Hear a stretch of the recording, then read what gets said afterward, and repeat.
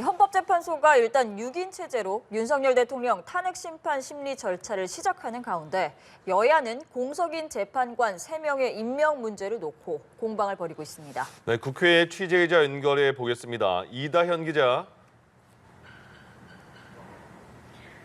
네, 헌법재판소 재판관 임명을 두고 여야가 정면 충돌하는 모습입니다.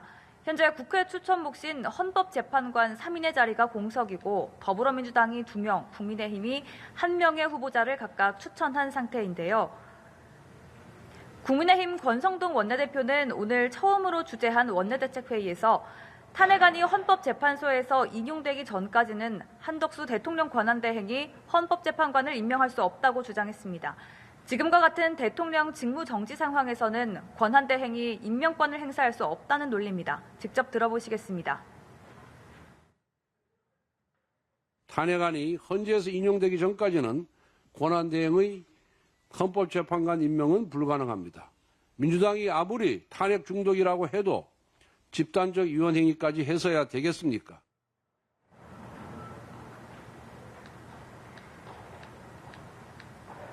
권 원내대표의 이런 주장은 헌법재판소가 현재의 6인 체제에서 탄핵 심판을 할 경우 1명이라도 반대하면 탄핵이 기각된다는 사실을 염두에 둔 것이란 해석이 나옵니다. 여기다 재판관 인준 절차를 놓고 민주당과의 협상이 길어질수록 탄핵 심판이 지연될 수밖에 없는데 민주당 이재명 대표의 상급심 결과가 나올 때까지 최대한 시간을 끌겠다는 의도라는 분석도 제기됩니다. 민주당은 즉각 권 원내대표의 발언을 강하게 비난했습니다. 박찬대 원내대표는 국회가 3명의 후보자를 추천해 대통령은 임명 절차만 진행하면 된다고 설명하면서 권한대행이 임명을 못한다는 건 말장난에 불과하다고 지적했습니다. 박 원내대표의 발언도 들어보시겠습니다. 터무니없는 주장입니다. 국민의힘은 구질구질한 절차 지연 작전을 포기하고 인사청문회 일정 협의에 서둘러 응하기 바랍니다. 민주당은 오는 23일과 24일 인사청문회를 열고 27일에는 국회 본회의를 열어 임명 동의안을 처리해야 한다는 입장입니다. 내일 단독으로라도 헌법재판관 인사청문특위를 열어 청문 절차를 진행하겠다는 입장입니다.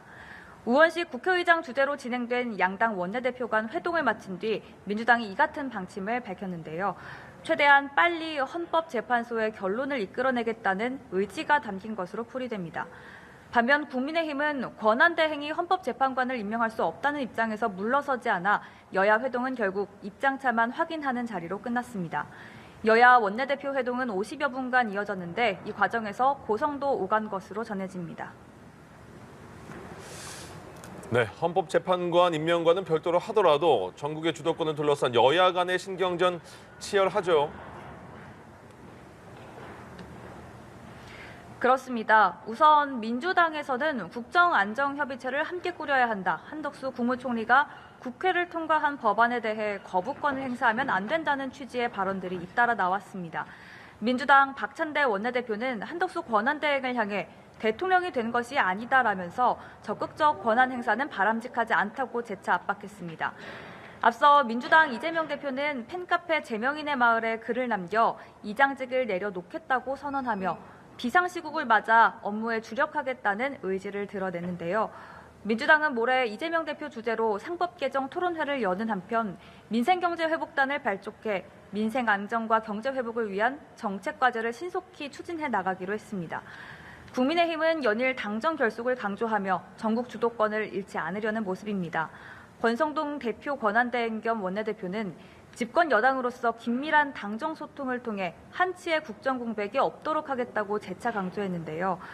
어제 경제부총리와 교육부총리 접견에 이어서 오늘은 환경부와 외교부, 통일부 장관을 국회에서 잇따라 만났습니다. 이어 국민의힘은 오는 20일 국정 안정을 위한 고위당정협의회를 시작으로 상임위별, 현안별 당정협의를 본격화한다는 계획입니다. 동시에 윤 대통령 탄핵 심판뿐 아니라 이재명 대표 재판도 신속하게 진행돼야 한다며 이 대표의 사법 리스크를 고리로 역공에 나섰습니다. 지금까지 국회에서 전해드렸습니다.